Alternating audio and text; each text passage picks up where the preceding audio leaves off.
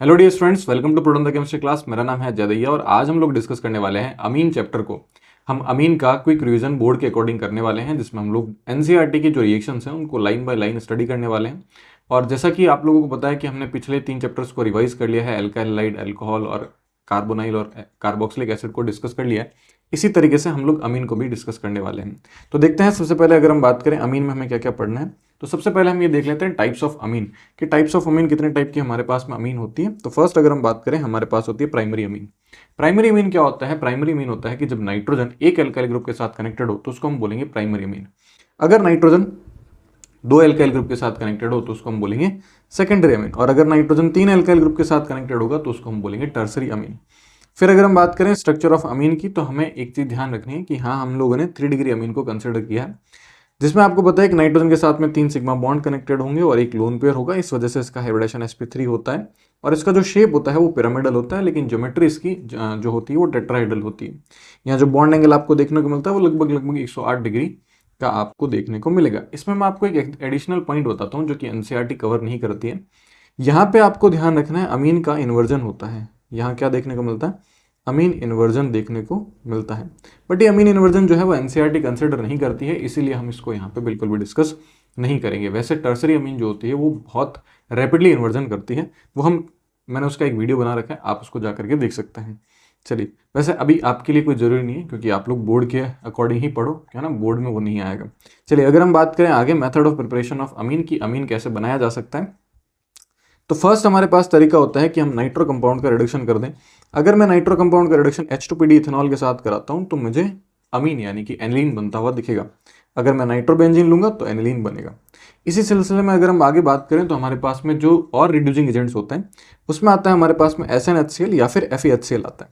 तो हम नाइट्रोबेंजीन का जो है रिडक्शन कर सकते हैं यूजिंग SnHCl या फिर FeHCl जो है वो हम लोग कर सकते हैं। और यहाँ हमारे पास में क्या बनेगा? यहाँ हमारे पास में एनिलीन बनेगा। एक सवाल आता है बोर्ड एग्जाम में कि SnHCl और FeHCl दोनों में से किसको ज़्यादा प्रेफर किया जाएगा। ये लाइन एनसीईआरटी में भी दी हुई है। तो देखो, reaction with FeHCl is preferred because FeCl2 formed, मैं इसको छोटा कर देता हूँ, because FeCl2 is formed get hydrolysed to release HCl during the reaction. तो यहाँ पे क्या होता है कि जो FeCl2 बनता है वो हाइड्रोलाइज होकर के HCl का फॉर्मेशन करता है और फिर हम इस रिएक्शन को जब कंडक्ट करवाते हैं तो हमें बहुत कम अमाउंट ऑफ HCl की रिक्वायरमेंट पड़ती है इसको इनिशिएट करने के लिए। बाद में ये रिएक्शन के अंदर बनना स्टार्ट हो जाता है। फिर अगर हम बात करें अमोनोलिसिस की, तो अमोनोलिसिस में हमारे पास में क्या होता है उसको अगर हम देखें तो अमोनोलिसिस में बेसिकली हमारे पास में क्या होता है कि हम अमोनिया की रिएक्शन एल्काइल हैलाइड के साथ कराते हैं और अमोनिया की रिएक्शन अगर हम एल्काइल हैलाइड के साथ कराएंगे तो यहाँ आपको पता है सॉल्ट का फॉर्मेशन होता हुआ दिखेगा। तो 1 डिग्री अमीन जो होता है उसकी रिएक्शन अगर आप किसके साथ कराते हो? एल्काइल हैलाइड के साथ, तो यहाँ 2 डिग्री अमीन का फॉर्मेशन होता हुआ दिखेगा। 2 डिग्री अमीन की रिएक्शन अगर आप एल्काइल हैलाइड के साथ कराओगे तो 3 डिग्री अमीन का फॉर्मेशन होता हुआ दिखेगा। 3 डिग्री अमीन की अगर आप रिएक्शन किसके साथ कराते हो? एल्काइल हैलाइड के साथ कराते हो, तो यहाँ पे क्या मिलेगा आपको? 4 डिग्री अमीन का फॉर्मेशन होता हुआ दिखेगा जो कि एक सॉल्ट होगा। ठीक है, तो ये इस तरीके से आप लोग ध्यान रखेंगे। फिर अगर हम बात करें, एक और तरीका होता है जैसे हमने नाइट्रो का रिडक्शन किया था, इसी तरीके से हम लोग नाइट्राइल का रिडक्शन भी कर सकते हैं। तो नाइट्राइल का रिडक्शन करने के लिए आप क्या यूज़ करते हो? H2Ni यूज़ कर सकते हो या फिर सोडियम के साथ मरकरी यूज़ कर सकते हो इथेनॉल के साथ। तो भी यहाँ पे क्या मिलेगा आपको? साइनाइड का रिडक्शन होते हुए अमीन का फॉर्मेशन होता हुआ दिखेगा। फिर अगर हम बात करें रिडक्शन ऑफ अमाइड की, तो आप अमाइड का भी रिडक्शन कर सकते हो using lithium aluminium hydride. Amide जो होता है वो लिथियम एल्यूमिनियम हाइड्राइड से रिड्यूस होकर के किसका फॉर्मेशन करेगा?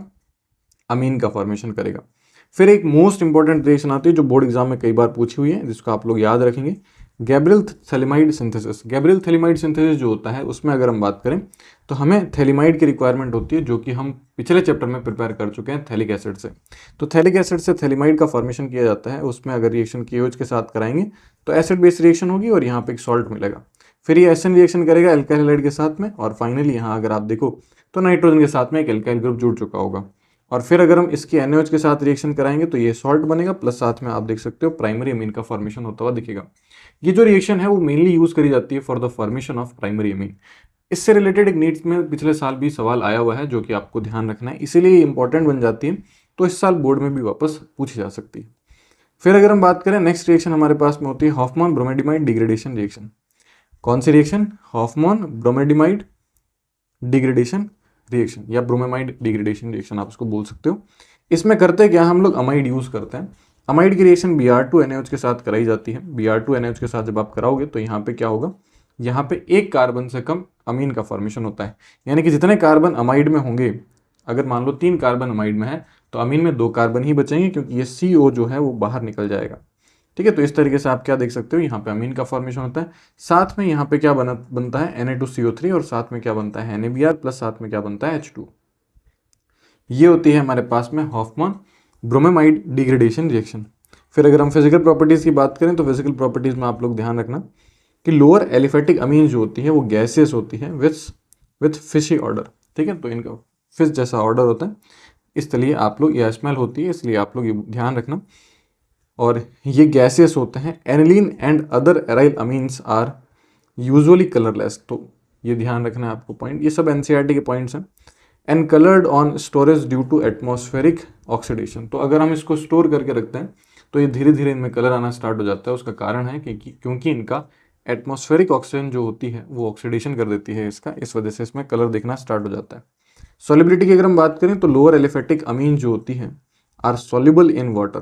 ठीक है, क्यों, क्योंकि वो हाइड्रोजन बॉन्डिंग कर सकती है। और अगर हायर मेंबर ले लेंगे तो क्योंकि हाइड्रोफोबिक नेचर बढ़ जाएगा, हाइड्रोफोबिक नेचर बढ़ेगा तो इस वजह से सॉलिबिलिटी जो होती है वो डिक्रीज हो जाती है। ठीक है, तो यहाँ पे अगर हम बॉइलिंग पॉइंट की बात करें तो बॉइलिंग पॉइंट प्राइमरी का ज़्यादा होता है, सेकेंडरी का कम होता है, टर्सरी का और भी कम होता है, क्योंकि प्राइमरी अमीन आसानी से हाइड्रोजन बॉन्डिंग और मोर हाइड्रोजन बॉन्डिंग फॉर्मेशन कर सकता है। जो टर्सरी अमीन होता है, या फिर अगर हम बात करें टर्सरी अमीन और सेकेंडरी अमीन की अगर हम बात करें तो ये उतना अच्छे से हाइड्रोजन बॉन्डिंग का फॉर्मेशन नहीं कर पाती है। इस वजह से इनका जो बॉइलिंग पॉइंट होता है वो उतना ज़्यादा नहीं होता। फिर अगर हम बात करें केमिकल रिएक्शन की, तो हमें पता है कि केमिकल रिएक्शन में सबसे पहले हम बात करते हैं बेसिक कैरेक्टर ऑफ अमीन, क्योंकि हमें पता है ये एक लुईस बेस है। लुईस बेस क्या होते हैं, जो अपने इलेक्ट्रॉन पेयर डोनेट करते हैं उनको हम बोलते हैं लुईस बेस। ठीक है, तो हमें पता है कि एसिड के साथ में रिएक्शन करके सॉल्ट का फॉर्मेशन करेंगे। तो यहाँ पे देखो लिखा हुआ भी, amine salt are soluble in water but insoluble in organic solvent. तो ध्यान रखना, अमीन सॉल्ट जो होते हैं वो वाटर में सॉल्युबल तो होते हैं लेकिन ऑर्गेनिक सॉल्वेंट में सॉल्युबल नहीं होते हैं। तो इससे भी एक अच्छा सवाल जो है बन सकता है बोर्ड एग्जाम में, आप ध्यान रखेंगे। अब अगर हम बेसिक स्ट्रेंथ का कंपैरिजन करें तो सिंपल सी बात है, जितना ज़्यादा इलेक्ट्रॉन डोनेटिंग ग्रुप लगा होगा उतना अच्छे से उसका बेसिक स्ट्रेंथ जो है वो बढ़ेगा। अभी देखो मैं आपको एक चीज़ बताता हूँ कि हम एनसीईआरटी के अकॉर्डिंग चल रहे हैं और हम बोर्ड एग्जाम के अकॉर्डिंग ही सिर्फ और सिर्फ इसको देख रहे हैं, इसीलिए मैं इसमें बहुत सारे केस इंक्लूड नहीं कर रहा हूँ, अदरवाइज ये बहुत लेंदी टॉपिक बन जाएंगे। बेसिक स्ट्रेंथ अपने आप में भी बहुत बड़ा टॉपिक है। ठीक है, तो जो एनसीईआरटी में लिखा हुआ है हम सिर्फ वही डिस्कस कर रहे हैं, ये मैं आपको पहले ही क्लियर बता देता हूँ। ठीक है, तो अगर हम बात करें यहाँ पे हमारे पास में अमीन है और यहाँ अमोनिया है, तो मैंने आपको बताया जितना ज़्यादा डोनेटिंग ग्रुप होगा उतना अच्छे से लोन पेयर की अवेलेबिलिटी होगी, इलेक्ट्रॉन डेंसिटी ज़्यादा होगी, और इलेक्ट्रॉन डेंसिटी ज़्यादा होने की वजह से आप ये बोल सकते हो इलेक्ट्रॉन ईजिली डोनेट करे जा सकते हैं। इसीलिए हम बोलते हैं due two plus I effect of alkyl group, ये जो होता है ये मोर बेसिक हो जाता है। क्यों, क्योंकि ये बहुत ज़्यादा अच्छा इलेक्ट्रॉन डोनेटिंग ग्रुप है, और अगर ये बहुत ज़्यादा अच्छा इलेक्ट्रॉन डोनेटिंग ग्रुप है तो यहाँ पे इलेक्ट्रॉन की अवेलेबिलिटी ज़्यादा होगी, तो ये आसानी से डोनेट कर पाएगा। इसीलिए ध्यान रखना, अमीन जो होता है वो अमोनिया से ज़्यादा बेसिक होता है। फिर अगर हम एनिलीन की बात करें तो एनिलीन में अगर हम ध्यान से देखें तो जो नाइट्रोजन का लोन पेयर होता है वो रेजोनेंस में पार्टिसिपेट करता है, और अगर ये रेजोनेंस में पार्टिसिपेट करेगा तो हम ये बोल सकते हैं कि ये जो लोन पेयर है अब ये क्या हो चुके हैं, डीलोकलाइज हो चुके हैं, ये लेस अवेलेबल है फॉर डोनेशन। और अगर ये लेस अवेलेबल है फॉर डोनेशन तो सिंपल सी बात है, अमीन्स जो होती है, अमीन्स मोर मोर बेसिक होती है। तो आप ये लिख सकते हो, amines are more basic than aniline. ठीक है, तो ये ध्यान रखना। उसका कारण क्या है, क्योंकि एनिलीन में जो नाइट्रोजन होता है उसका जो लोन पेयर होता है वो डीलोकलाइज्ड होता है। देखो, lone pair of nitrogen is delocalised, जबकि यहाँ कोई डीलोकलाइजेशन नहीं होगा, ऊपर से यहाँ पे इसका प्लस इफेक्ट लगेगा जो कि ये क्या करेगा, इलेक्ट्रॉन डेंसिटी को इंक्रीज करेगा और ये आसानी से इलेक्ट्रॉन दे पाएगा। फिर अगर हम बात करें यहाँ पे नेक्स्ट पॉइंट हमारे पास में होता है कि अगर मेरे पास में 1 डिग्री 2 डिग्री और 3 डिग्री हो, तो बहुत सिंपल सी बात है, 3 डिग्री में तो 3 एल्काइल ग्रुप होते हैं। अगर 3 एल्काइल ग्रुप होंगे तो इलेक्ट्रॉन डोनेटिंग ग्रुप ज़्यादा, इलेक्ट्रॉन डोनेटिंग ग्रुप ज़्यादा तो इलेक्ट्रॉन डेंसिटी भी ज़्यादा, इलेक्ट्रॉन डेंसिटी भी अगर ज़्यादा होगी तो इलेक्ट्रॉन को डोनेट करने की टेंडेंसी भी क्या होगी, ज़्यादा होगी। फिर अगर हम बात करें नेक्स्ट, तो ये ऑर्डर बहुत इंपॉर्टेंट है, जिसको मैं थोड़ा सा छोटा करके दिखा देता हूँ। ये जो ऑर्डर है वो बहुत इंपॉर्टेंट है, जिसको ध्यान में रखना है आपको। इसमें क्या है हमारे पास में, देखो अगर हम मिथाइल कंसिडर करते हैं for primary secondary and tertiary amine, और इथाइल कंसिडर करते हैं for primary secondary and tertiary. तो इन एक्वस फेज गैसेस में तो कोई दिक्कत नहीं होती है, बट एक्वस फेज में जो होता है इनका ऑर्डर चेंज हो जाता है। मिथाइल के केस में आपको याद रखना है 213, इथाइल के केस में आपको ध्यान रखना है 231। ये एनसीईआरटी में दिया हुआ है, बट इसका एग्जैक्ट एक्सप्लेनेशन एनसीईआरटी में नहीं लिखा हुआ है, तो ये ध्यान रखेंगे, इसको आप लोग एक बार याद रखेंगे। ये सवाल बहुत बार पूछा हुआ है, जिसमें आपको ध्यान रखना है इन केस ऑफ मिथाइल जो ऑर्डर होता है वो 213 होता है, इन केस ऑफ इथाइल जो ऑर्डर होता है वो 231 होता है। गैसेस फेज दे रखी हो तो आंसर हमेशा ही वही रहेगा 3 to 1, ठीक है। 3 डिग्री मोर बेसिक होता है, सॉरी। फिर अगर हम बात करें नेक्स्ट, हमारे पास में रिएक्शन आती है बेसिक सिस्टम के बाद में एसाइलेशन। एसाइलेशन में क्या होता है, जैसे हमने एल्काइलेशन या फिर अमोनोलिसिस में किया था, वहाँ क्या होता है कि ये जो नाइट्रोजन है ये अपने इलेक्ट्रॉन डोनेट करेगा और यहाँ न्यूक्लियोफिलिक एडिशन कर सकते हो आप।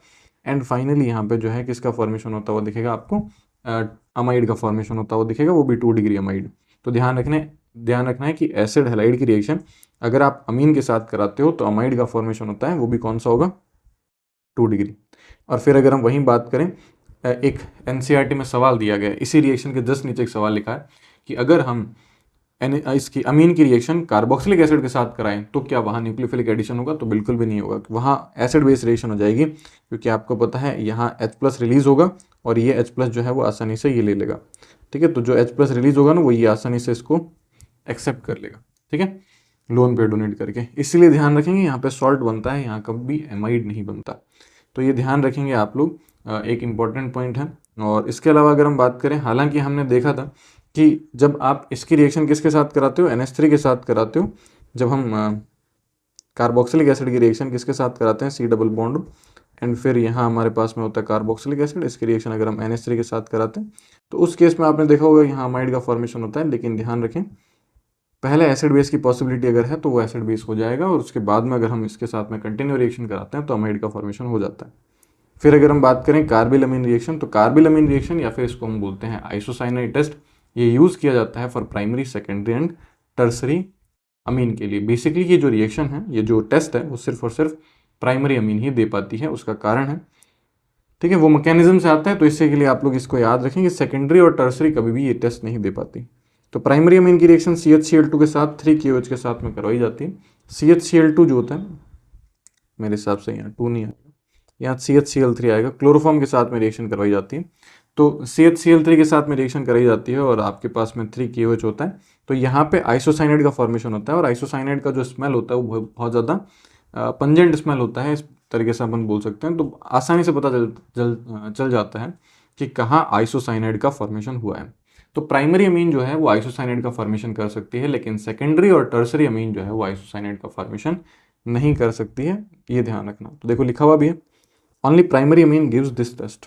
फिर अगर हम बात करें रिएक्शन विद नाइट्रस एसिड, ये बहुत इंपॉर्टेंट रिएक्शन है, इसको हम बोलते हैं डाईएज़ोटाइजेशन रिएक्शन, जिसमें आप क्या करते हो, जिसमें आप लोग अमीन की रिएक्शन NaNO2 प्लस HCl के साथ कराते हो, या फिर हम बोल सकते हैं HNO2 के साथ में कराते हो। तो यहाँ क्या बनता है, यहाँ आपके पास में बनता है N2 प्लस Cl-, इसको हम बोलते हैं डाइजोनियम सॉल्ट, जो कि अनस्टेबल होता है।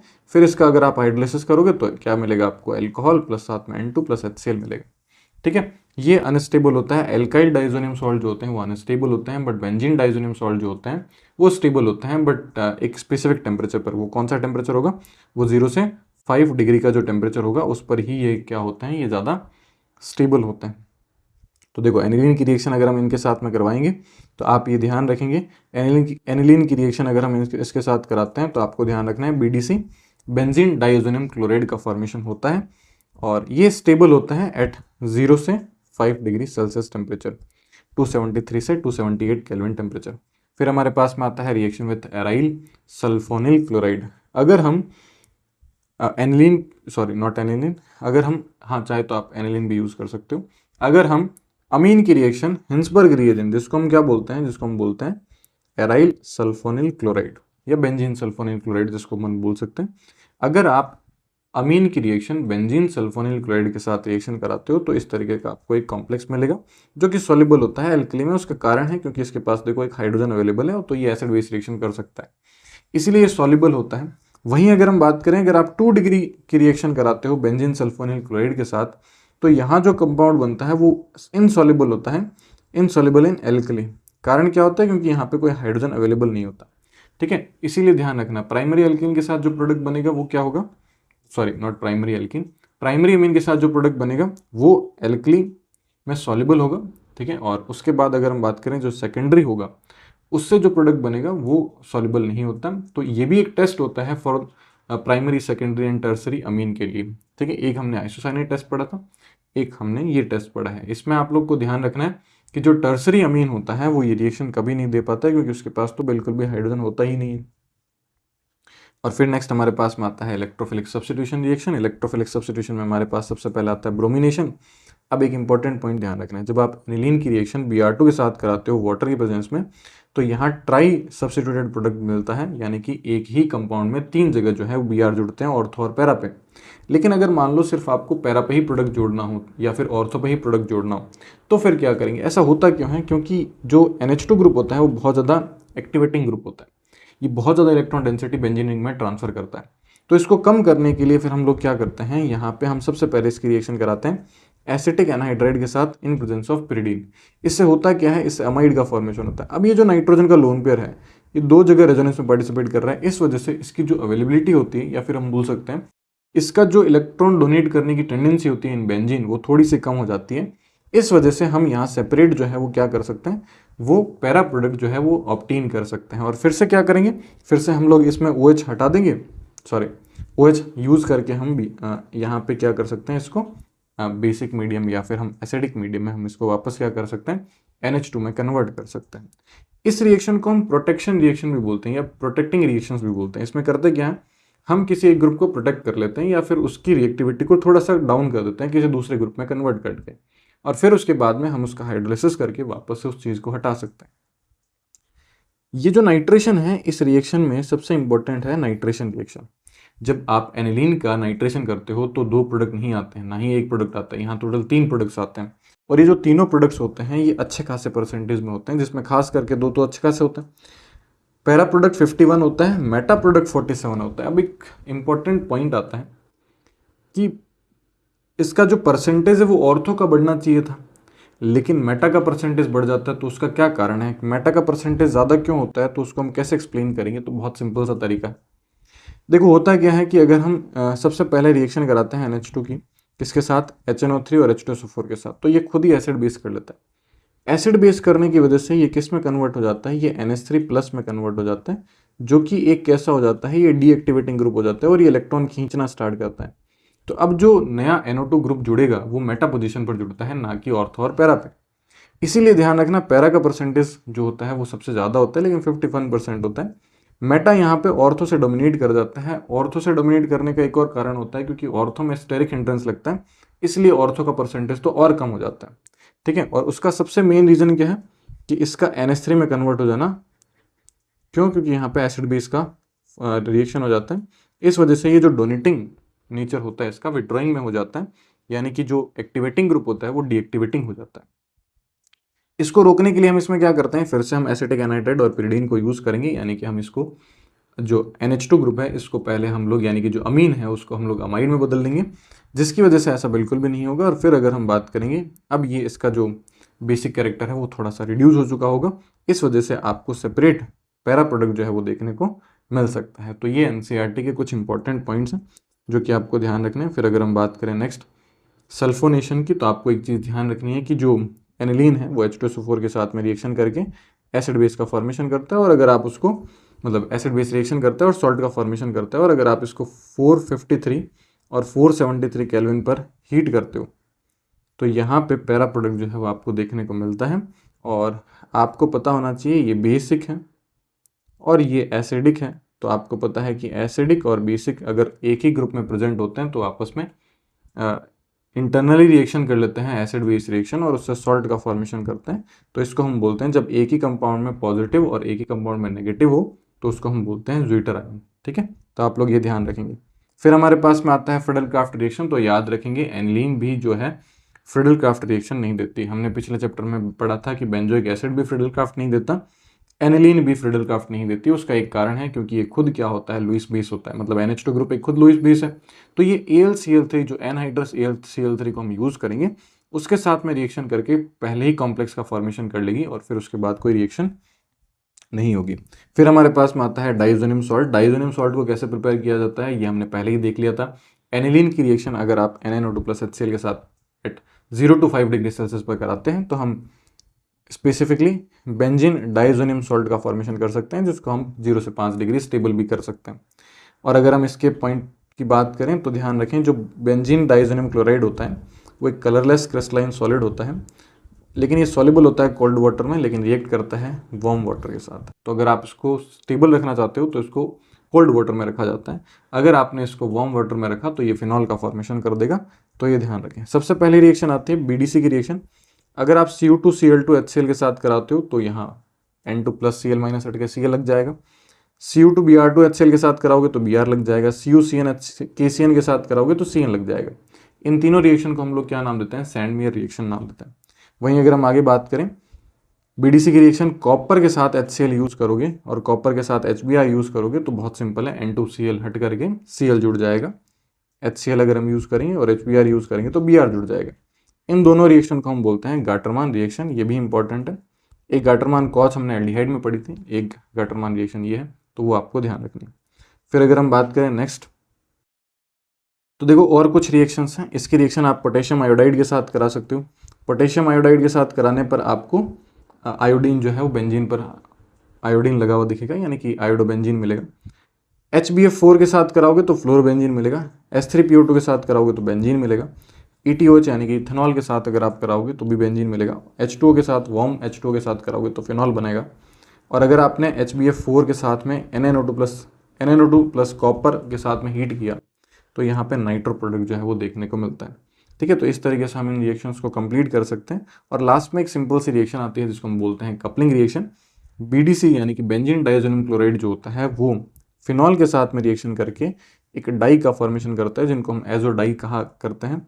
और यहाँ पे बनेगा पैरा हाइड्रोक्सी एजोबेंजीन, जो कि ऑरेंज कलर का होता है। तो ध्यान रखना, फिनॉल के साथ रिएक्शन कराएंगे तो ऑरेंज कलर की डाई बनती है। वहीं अगर हम एनिलीन के साथ रिएक्शन कराते हैं तो येलो कलर की डाई बनती है। ठीक है, तो इस तरीके से आप देख सकते हो, यहाँ से आप जो है HCl का रिमूवल कर सकते हो। यहाँ से HCl निकल जाएगा, इवन यहाँ से भी HCl निकल जाएगा, और जो पूरा का पूरा ग्रुप है वो इस तरीके से आके जुड़ जाएगा। तो ये होता है एजो कंपाउंड्स। क्या होता है? N double bond N compounds को हम लोग एजो कंपाउंड्स बोलते हैं। जो आप लोग ध्यान रखेंगे, फिनॉल के साथ रिएक्शन कराएंगे तो ऑरेंज कलर की डाई, और एनिलीन के साथ रिएक्शन कराएंगे तो येलो कलर की डाई का फॉर्मेशन होता है। तो ये बहुत छोटा सा चैप्टर है, बट इससे कुछ अच्छे सवाल भी बन सकते हैं। तो इसीलिए आप लोग इसको अच्छे से प्रिपेयर कर सकते हो। ठीक है, हमने NCERT के पॉइंट ऑफ व्यू से बात करी है, ये मैंने आपको स्टार्टिंग में बताया था, मैं फिर से आपको बता रहा हूँ कि हम इसमें NCERT से बाहर हमने कोई भी रिएक्शन को डिस्कस नहीं किया है। ठीक है, तो हमारा मेन जो मोटिव था कि हम NCERT के रिएक्शंस को रिवाइज कर लें और बोर्ड एग्जाम के लिए अच्छे से प्रिपेयर कर लें। आई होप आपको ये अच्छे से वीडियो समझ में आया होगा। फिर भी अगर आपके कोई डाउट्स रह जाते हैं और कोई भी टॉपिक आपको नहीं समझ में आ रहा है तो आप उस टॉपिक का जो नाम है वो कमेंट बॉक्स में लिख सकते हैं। हम पूरी कोशिश करेंगे उस पर जल्दी से जल्दी वीडियो बनाएं। और इसके अलावा भी अगर कोई टॉपिक्स हों तो उसको भी आप बता सकते हैं। ठीक है, और अपने फ्रेंड्स के साथ में इसको शेयर करें। ज़्यादा से ज़्यादा शेयर करोगे, ज़्यादा से ज़्यादा सब्सक्राइब करवाओगे या करोगे, और ज़्यादा से ज़्यादा लाइक करोगे तो हमें कुछ मोटिवेशन मिलेगा, जिससे कि हम लोग और वीडियोज़ जो है वो लेकर के आएँ। मिलते हैं नेक्स्ट वीडियो के अंदर, तब तक के लिए गुड बाय।